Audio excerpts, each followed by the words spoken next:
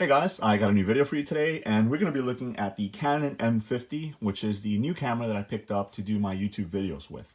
Now, until now, I've actually been using my iPhone to record the majority of my videos, with the exception of those videos that I actually had to show the phone in the frame. So if I was reviewing like a phone case or a charger or something like that, I was actually using my iPod Touch to record those videos.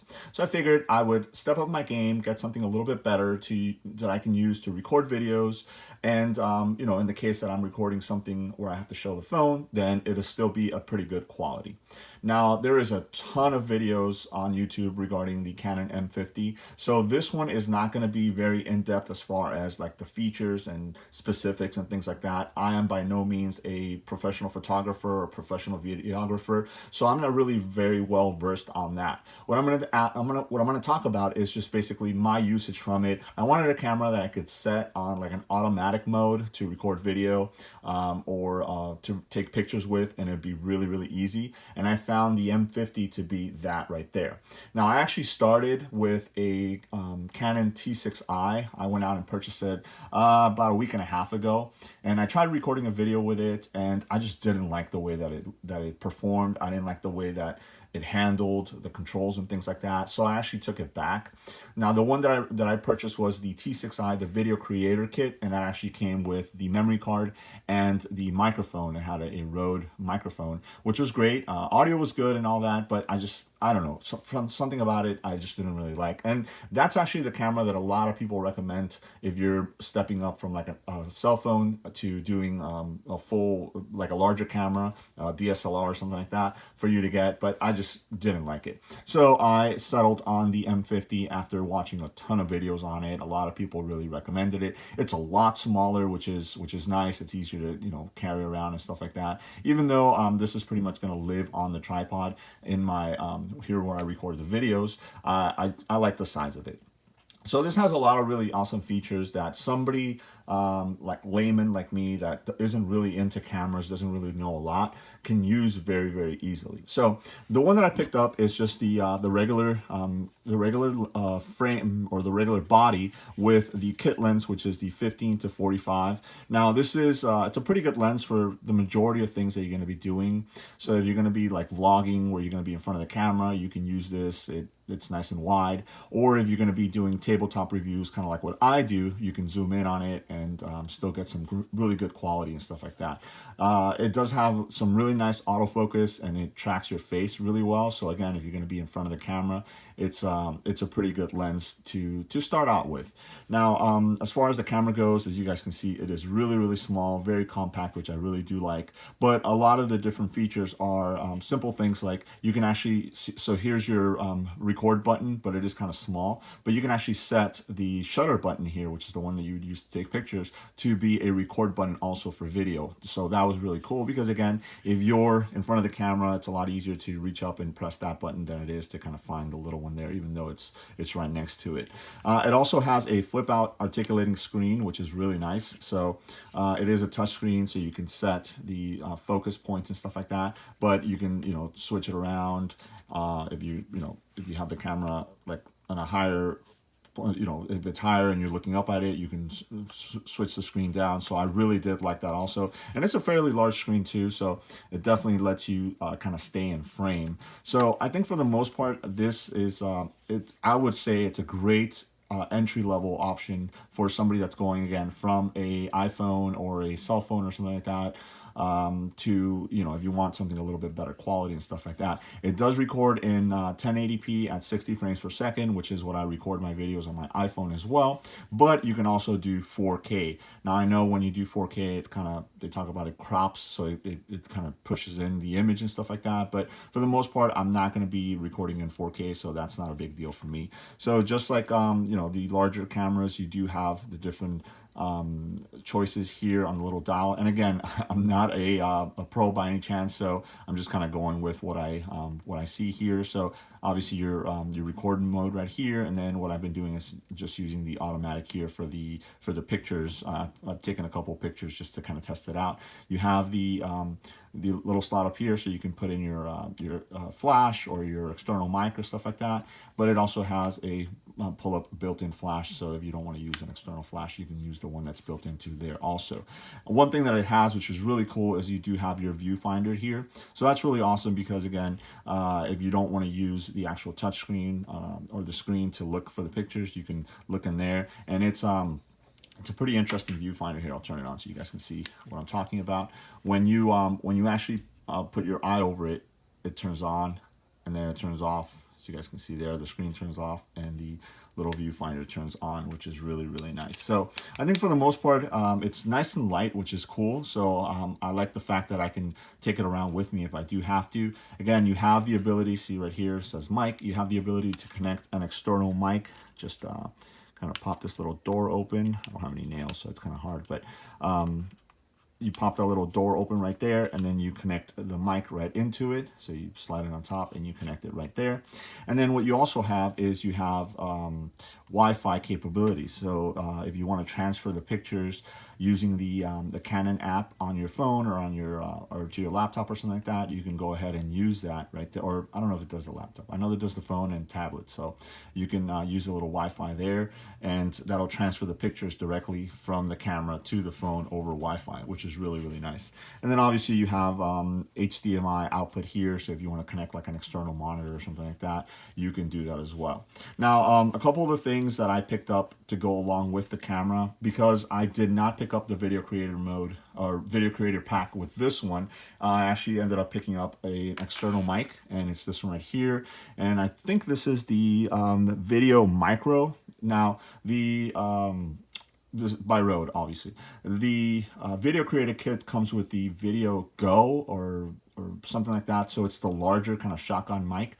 And I thought on a camera this size, it looked a little ridiculous because the mic almost stood out further than the actual lens of the camera. So I decided to just go ahead and pick this one up. As you guys can see, it is really, really small, and it comes with the connection right here and the cable to connect it, and then you also get the little windscreen here, so you put that on, and I think it definitely matches the size of the camera a lot better, so it doesn't look so ridiculous with that long lens right on top. Now, something else that I picked up is I noticed that even though you have the capabilities of transferring the pictures over Wi-Fi to your cell phone, and that's what I was doing, I wanted to remain mobile, so I was transferring it directly to my cell phone so I can edit and upload directly from there. Even though you can do it over Wi-Fi, I recorded, I think it was an 8 or 9 minute video, and it was taking so long. It took almost 30 minutes to transfer the video from the camera to the phone itself. So unfortunately, that left both the camera and the phone out of commission as I'm trying to, just transfer that video over. So I found this, and basically it is an SD card reader. So you take the card out of the camera, put it in here, plug it into your phone. Again, it has a lightning connector on the bottom there. You plug it into your phone, plug it into your iPad, and it automatically comes up, and you just, choose what pictures or videos you want to transfer, and then you transfer it over. And it took a lot less time. I think that same 8 or 9 minute video took about a minute or 2 minutes to transfer over. So, and then again, this gives you the ability to remain mobile, remain portable, and that way, while you're transferring the information over, yes, now the camera doesn't have an SD card in there and you're using the phone. So, like I mentioned before, both things are being used, but it's a lot less time than you have to wait for it to transfer over. So I think this was really good. And again, if you do from there want to get it onto your laptop and your laptop doesn't have an SD card reader, you can just, like I have a MacBook Air, so I can just transfer it over from the phone to the laptop if I wanted to do some more editing that way. So I picked that up as well. And then the last thing that I picked up is, again, after watching a ton of videos on the camera and some of the accessories and stuff like that, they mentioned picking up a different lens because you are able to interchange these lenses. So one of the lenses that a lot of people were saying to pick up was this one here. And this is the Canon 22mm lens for the, Canon M50. Now, this is an awesome lens. Now, the only thing is you can't zoom in on this lens like you can on that one. So if you do want to get, closer or further away, you physically have to bring the camera closer or further away. But what this does is it gives you some really nice, crisp images, and then it blurs the background. So that is really, really awesome because, again, if you want to do some photography or if you want to get that kind of look in your videos, if you're going to be, in front of the camera, either just kind of, you know, sitting at a studio talking to it, or vlogging or something like that, you can use this and it'll give you some really awesome looks to your shots. So, and then it's also really, really small. So it makes the form factor of the camera itself a lot smaller, a lot more compact and stuff like that. But very easily you can travel with the lens here, and then the kit lens, and just everything here in a small backpack. That's actually one of the other accessories that I'm going to be picking up. It's a small little backpack just to be able to house all this. I think Manfrotto makes a small backpack. They also make the tripod that I use for this camera, and that's actually a really awesome tripod to use for this particular camera, just because it's the just the way that the camera itself attaches to the tripod itself. I have the compact action tripod. I think I did a review on that, so I'll try and leave a link to that video. But that's what a lot of people were saying, that where the battery sits right here, when you put the plate on the bottom for you know, these cameras, so you can attach the camera to the tripod itself, the plate takes up a lot of room and you can't access the battery to either switch out the batteries or to switch out to take out the SD card. Well, this is the connection for the compact action tripod from Manfrotto, and again, as you guys can see, once I put that on there, you still have all the access to this door right here. So if you need to get your battery out, get your SD card out, the little plate right here doesn't get in the way, and then I can just attach this directly to the tripod and I'm good to go to start shooting video or taking pictures or anything like that. So I think if you have a camera like this and you don't want such a robust tripod, the compact action tripod from Manfrotto is a great option for this particular camera or any other cameras that, you know, around this size. Now,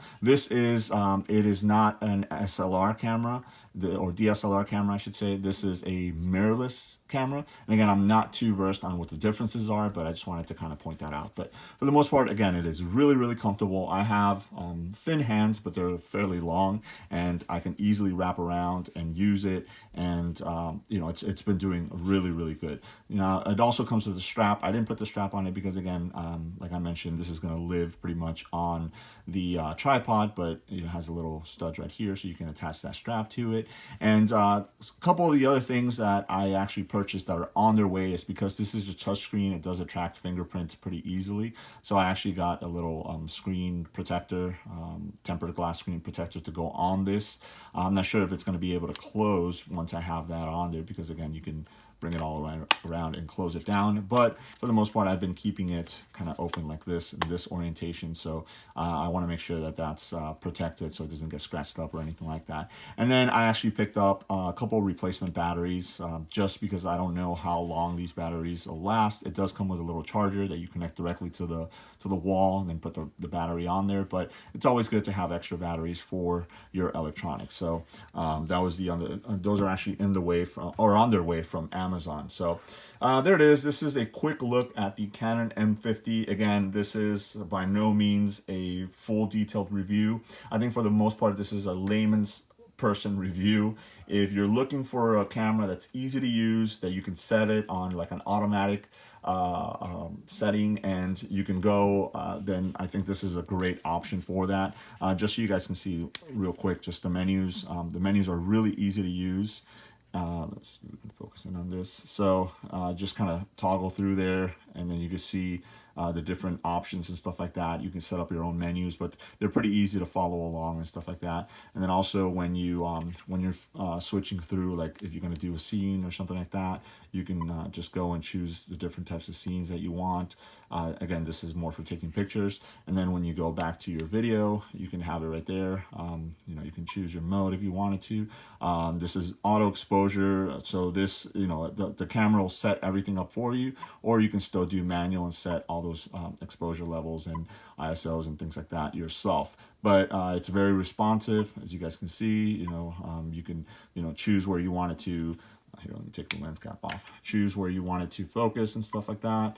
And this is the kit lens, so you can zoom in, and again, 15 to 45. and using the shutter button right there, you can go ahead and start recording your video.